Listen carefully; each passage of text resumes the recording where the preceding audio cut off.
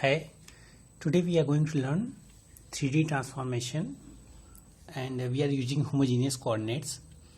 For translation, the matrix would be Tx, Ty, Tz 1 and this is XYZ original matrix.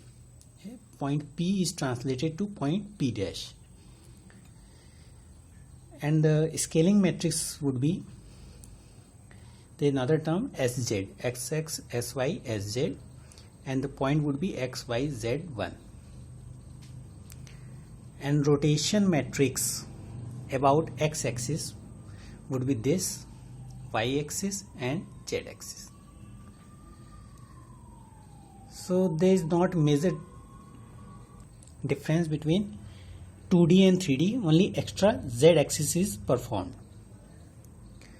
Let's see one example on transformation.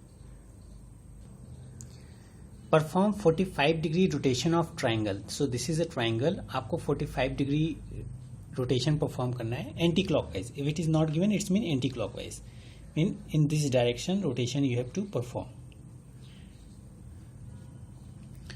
So about origin and about a particular point P. तो जब हम about origin, जो हमारे पास matrix हमने learn किया है वो about origin learn किया है.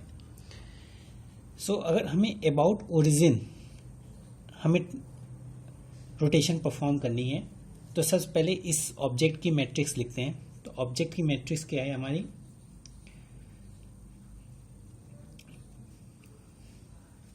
Zero zero column major order में लिखते हैं. तो एक्स वाई और होमोजीनियस कोऑर्डिनेट में 1 हमने मेंशन किया. फिर B1 1 1 5 2 1. तो ये ऑब्जेक्ट की मैट्रिक्स है. सो जब इसको 45 डिग्री से रोटेट करना है तो रोटेशन मैट्रिक्स T और थीटा 45 डिग्री वो क्या होगी, वो होगी cos 45 degree minus sine 45 degree sine 45 degree और कॉस 45 डिग्री 0 0 1 0 0. ठीक है, ये रोटेशन मैट्रिक्स है. So after rotation about origin P dash equal to क्या हो जाएगा, rotation matrix multiply by object matrix. ठीक है, तो ये क्या हो जाएगा, अगर हम इसको लिखें तो ये 1/√2 minus 1/√2 0 1/√2 1/√2 0 0 0 1 multiplied by object matrix 0 0 1 in homogeneous form. दोनों मैंने होमोजीनियस कोऑर्डिनेट्स में ही लिखे हैं. तो जब इसको आप मल्टीप्लाई करेंगे तो आपको रिजल्ट क्या मिलेगा वो आप मल्टीप्लाई कर सकते हैं. तो रिजल्ट विल बी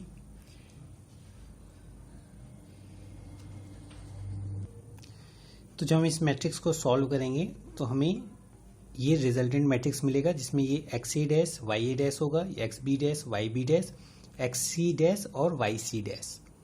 तो इसको हम इस तरीके से लिखें. तो आफ्टर ओरिजिन के अबाउट रोटेशन में इस तरीके से परफॉर्म करेंगे, मतलब rotation matrix multiply by object matrix. अगर अबाउट पर्टिकुलर पॉइंट हो -1,1 तो ये कोई -1,1 है, ये ट्राइंगल है. तो जब हम इसके अबाउट हमें रोटेशन परफॉर्म करना है, इट्स मीन ये ए को आप 45 डिग्री रोटेट करोगे, बी को यहाँ से आप चेक करोगे कि 45 डिग्री ये रोटेट करे, सी भी यहाँ से जो है 45 डिग्री रोटेट करे. तो उसके लिए आपको क्या करना पड़ेगा, पहले आप ट्रांसलेशन परफॉर्म करेंगे. तो हमने क्या किया, इस पूरी को एज्यूम कर लें कि इस ए को हम यहाँ ला दें 0 से ट्रांसलेट करके, उसके बाद यहीं से रोटेट करके फिर से रिवर्स यहाँ ट्रांसलेट कर दें. इट्स मीन पहले आप इसको ट्रांसलेट करके यहाँ लाओगे ताकि ये आपका 0 0 इस पे आ जाए. फिर इसको रोटेट करोगे और फिर रिवर्स ट्रांसलेशन करके सेम प्लेस पे आप ले आओगे. ठीक है, तो ये मेथड है. तो आप क्या करोगे, एक ट्रांसलेशन मैट्रिक्स लगाना है P डैश के लिए और फिर रोटेशन मैट्रिक्स लगाना है.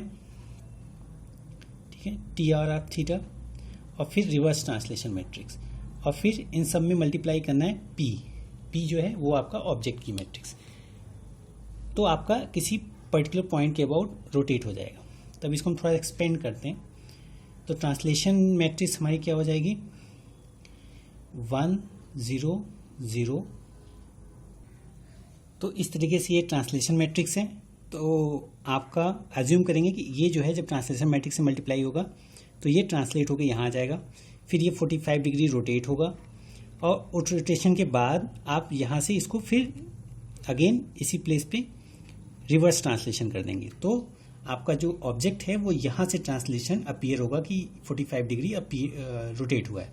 ये आपका ऑब्जेक्ट का मैट्रिक्स है। तो ये मल्टीप्लाई करके आप new P dash value find करेंगे, तो न्यू ए डैश और बी डैश और सी डैश आपको रोटेशन में मिल जाएगा।